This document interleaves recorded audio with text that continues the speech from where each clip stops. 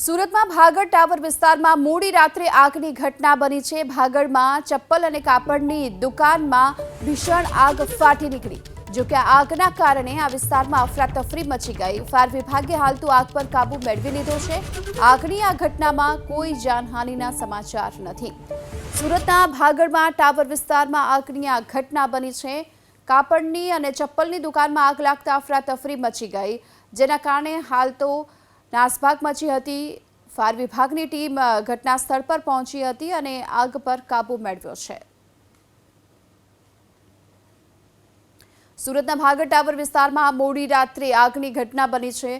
ચપ્પલ ને કાપડની દુકાનમાં આગ લાગી હતી। થોડીવાર માટે અહીં અફરાતફરી પણ જોવા મળી હતી, કારણ કે આગના કારણે અહીં થોડી જે સમગ્ર વિસ્તારમાં આગના ધુમાડાના ગોટે ગોટા જોવા મળ્યા હતા। ત્યારબાદ ફાયર વિભાગને અહીં જાણ કરવામાં આવી। ફાયર વિભાગની ટીમે ભારે જહેમત બાદ આખરે આ આગને કાબૂમાં લીધી છે। જોકે સારી વાત એ રહી કે રાતનો સમય હતો, આથી કોઈ જાનહાનિના કે પછી કોઈ ઈજાના સમાચાર નથી।